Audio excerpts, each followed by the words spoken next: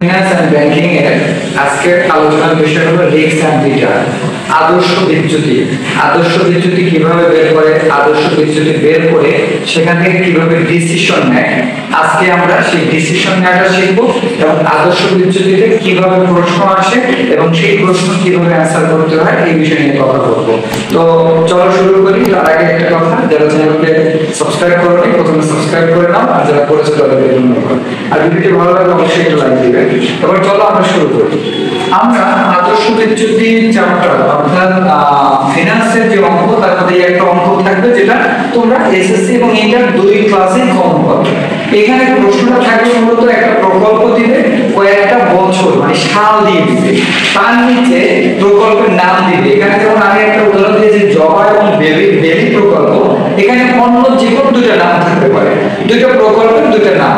এরপরে এই প্রতি বছর এই প্রকল্পের ঝুঁকির পরিমাণটা কত সেখানে দেওয়া আছে 12, 13, 6, 10 এবং 9%। আবার বেবি প্রকল্পে দেওয়া আছে কত 14, 12, 10, 8, 11। এই যে দুইটা প্রকল্পের ঝুঁকির পার্সেন্টেজটা দেয়া, সেখান থেকে আমাদেরকে আদর্শ বিচ্যুতি করতে হবে। খ ক খ আমি এখানে দিলাম না, তোমাদের যে প্রশ্নটা ক খতে থাকে ম্যাথের সেই দুইটা আলোচনা করব। তো এখানে দুটো প্রকল্পের মধ্যে গ নম্বরে একটা প্রকল্পের আদর্শ বিচ্যুতি বের করতে হবে। আমি আবার বলছি, গ নম্বরে একটা প্রকল্পের আদর্শ বিচ্যুতি বের করতে হবে। আর লাস্টে ঘ নম্বরে বলবে যে এই দুটি প্রকল্পের মধ্য থেকে কোনটি গ্রহণযোগ্য, অথবা বলবে কোনটি কি বাদ দিতে হবে, কোন প্রকল্পটি বন্ধ করে দিতে হবে। এই টাইপের প্রশ্ন করবে বা এই টাইপের কথা বলবে। তো আমরা ডিসিশন তখনই নিতে পারবো যখন দুইটা প্রকল্পের আদর্শ বিচ্যুতি আমরা বের করতে পারবো অথবা জানবো। তাহলে অ্যানসারটা কিভাবে করব? গ নম্বরে আমরা একটা আদর্শ বিচ্যুতি বের করে ফেললাম, আর পরবর্তীতে আরেকটি যে বের করতে হবে সেখানে কিন্তু চাইছে ডিসিশন। তো ডিসিশন নেওয়ার জন্য আমরা একটা প্রকল্পের আদর্শ বিচ্যুতি তো আগেই বের করে ফেলছি, ওই প্রকল্পের আদর্শ বিচ্যুতিটা আমরা লিখবো নিচে ঘ নম্বরে যে গ হতে পারে। আর যে প্রকল্পটা বাকি থাকবে সেই প্রকল্পটার আদর্শ বিচ্যুতি আমরা বের করব। যখন আমরা দুইটা প্রকল্পের আদর্শ বিচ্যুতি পেয়ে যাব, তখন আমরা লাস্টে মন্তব্য লিখতে পারবো যে কোন প্রকল্পটি গ্রহণযোগ্য এবং কোন প্রকল্পটি আমরা বন্ধ করে দেব। অর্থাৎ দুইটা প্রকল্পের মধ্যে যার আদর্শ বিচ্যুতির পরিমাণ কম হবে, সেটাই আমরা বাদ দিব না, গ্রহণ করব। আর যেটা আদর্শ বিচ্যুতির পরিমাণ বেশি সেটা আমরা বাদ দিব। কেন? কারণ আদর্শ বিচ্যুতির পরিমাণ কম মানে ঝুঁকির পরিমাণ কম। তো যে প্রকল্পের ঝুঁকির পরিমাণ কম আমরা সেই প্রকল্পটি গ্রহণ করব, আর যে প্রকল্প আদর্শ বিচ্যুতির পরিমাণ বেশি বের হবে সেটা আমরা বন্ধ করে দেব। চলো আমরা কিভাবে করব শুরু করি। একটা আদর্শ বিচ্যুতির অঙ্ক করতে তোমাদের 5টি ঘর করতে হবে। কেন 5টি ঘর করতে হবে? এটা কিন্তু সাল 3 বছর, 5 বছর, 6 বছর যাই থাকুক, আমরা কিন্তু 5টা ঘর করব এভাবে। আর নিচের দিকে বছরের সংখ্যা অনুপাতে হবে। আবার বলছি, এখানে এই অঙ্কটায় 1, 2, 3, 4, 5, তার মানে আমরা নিচে 5টা বা 6টা বা 7টা, 2-3টা বেশি করব ঘর। এই যে আমরা কলাম এবং রয়ের ক্ষেত্রে 1, 2, 3, 4, 5, 5টার পরে আমরা বাড়তি আরো একটা বা দুইটা রেখে দিব। কেন দিব সেটা পরে বলছি। এখন এই যে ঘর করলাম, বক্স করলাম বা টেবিল করলাম, আদর্শ বিচ্যুতির টেবিল যে করলাম, এই টেবিলটায় কি লিখব? অনেকে বাংলায় লেখে, তোমাদের বইতে বাংলায় লেখে, অনেকে ইংরেজিতে লেখে। আমি ইংরেজিতে লিখবো সংক্ষেপে লেখার সময় বাঁচানোর জন্য, পাশাপাশি তোমাদেরকে বাংলাটা বলে দিব কি লিখতে হবে। আদর্শ বিচ্যুতি করার জন্য আমাদের প্রথমেই লিখতে হবে n। আমি আবার বলছি n। এই nটা মানে হলো বছর, n মানে হলো বছর। আবার বলছি number of year, number of year আমরা সিম্বল দেব n। এখানে লিখবো i, মানে iটাকে আমরা ইংরেজিতে বলবো r, মানে আমরা বাংলায় যদি বলি তাহলে বলবো r, তাহলে r দেব r। এখানে দেব গড় আয়, মানে আয় না গড় আয়। গড় আয় লিখলে আমরা কি লিখবো? এই r এর উপরে বার দেব। তাহলে আমি এখানে লিখতে পারি কি গড় আয়। ওকে, আমি দুটোই লিখছি, তোমরা একটা লিখলে। এবার বাকি যে দুইটা, এই দুটো খুবই সহজ। এই যে r লিখলাম আর এই যে r বাদ লিখলাম, অর্থাৎ আয় এবং গড় আয়, এই একটা থেকে আরেকটা বিয়োগ করার জন্য এখানে লিখতে হবে।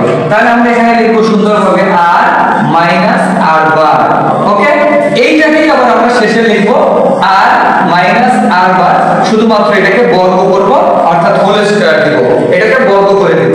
তাহলে এখানে দাঁড়ালো কি, যদি আমরা বাংলায় লিখি i মাইনাস গড় i, আর এখানে দেব কি i মাইনাস গড় i হোল স্কয়ার, মানে ব্যবধানের পার্থক্য, ব্যবধানের পার্থক্য। এবার আমরা অঙ্কটা করব। তো আমরা এখানে 2018 সাল অথবা আমরা 1 2 3 লিখতে পারি, যাই লিখি একই কথা। 18, 2019, 2020, 2021, 2022 আমরা সাল লিখলাম। এবার আয়ের যে হার দেয়া আছে, আমরা তো জবাব প্রকল্প করতেছি, একটা প্রকল্প করব, বাকিটা তোমরা করবে। তো এটা আমরা পার্সেন্টেজটা লিখবো 12, তারপরে আছে কত 13, তারপরে আছে কত 6, তারপরে আছে কত 10, এবং তারপরে তোমরা দেখতে পাচ্ছ আছে 9। আমরা এই পার্সেন্টেজ গুলো লেখার পরে এখানে যে আর বার মানে গড় আয়টা কিভাবে বের করব? খুবই সিম্পল। এই যে এখানে 5টা আয় আছে, এই 5টা আয়কে যোগ করে আমরা 5 দিয়ে ভাগ করব, তাহলেই গড় আয় বের হয়ে যাবে। আমরা যদি এখানে একটু লিখে নেই আর বার সমান সমান এই 5টার যোগফল আমরা লিখব।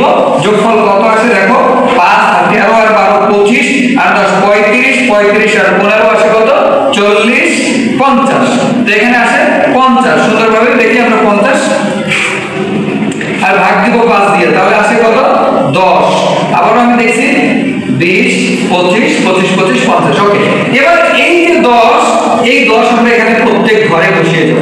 10%, 10%, 10%, 10%, 10%। এবার আমাদের কাজটা কি, এই যে আর থেকে আর বার মাইনাস করব, মানে আর আয় থেকে গড় আয় মাইনাস করব, অর্থাৎ এটা থেকে এটা বিয়োগ করে এখানে লিখব। তাহলে 12 থেকে 10 বিয়োগ করলে থাকে 2, 13 থেকে 10 বিয়োগ করলে থাকে 3, 6 থেকে 10 বিয়োগ করলে থাকে বিয়োগ 4, 10 থেকে 10 বিয়োগ করলে থাকে 0, 9 থেকে 10 বিয়োগ করলে থাকে বিয়োগ 1। ওকে, তো এবার আমরা এটাকে বর্গ করব। বর্গ কিভাবে করে, এই সংখ্যাটাকে এই সংখ্যা দিয়ে গুণ করব। তাহলে 2 কে 2 দিয়ে গুণ করলে হয় 4, 3 কে 3 দিয়ে গুণ করলে হয় 9, 4 কে 4 দিয়ে গুণ করলে হয় 16। এখানে তোমাদের প্রশ্ন থাকতে পারে স্যার বিয়োগ, কিন্তু এখানে বিয়োগ নাই কেন? 2টা 4 মানে 2টা বিয়োগ, বিয়োগ যদি একত্র করি তাহলে যোগ হয়ে যায়, -4 হয়ে যাবে 16। আর 0 কে গুণ করলে 0, 1 কে গুণ করলে আসে 1। এবার আমরা এই টোটালটাকে যোগ করব।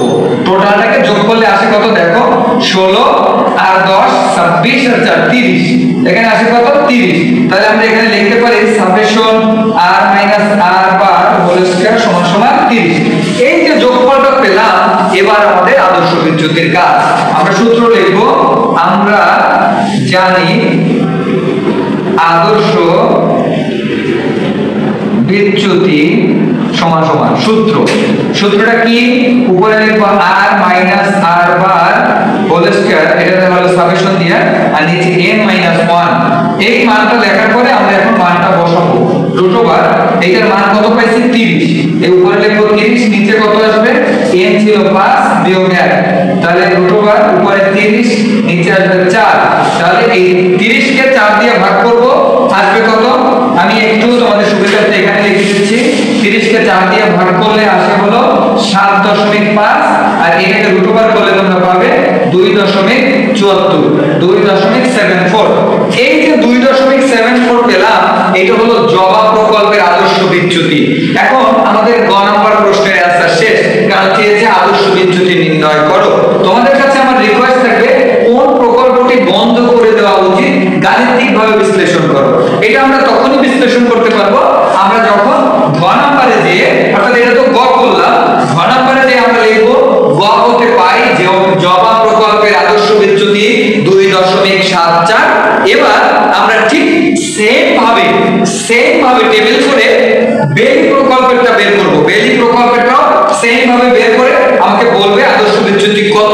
তো যখন আমরা দেখব জবার পেলাম 2.74 আর বেলি প্রকল্পের বের হবে ধরো 2.24। এখন এই যে দুইটা বের হলো, দুইটার মধ্যে থেকে আমরা কোনটাকে বন্ধ করব? আমি প্রথমেই বলেছি দুইটা প্রকল্পের আদর্শ বিচ্যুতির মধ্যে যেটা বড় হবে মানে বেশি হবে সেটা বন্ধ হয়ে যাবে, যেটা কম হবে সেটা গ্রহণযোগ্য হবে।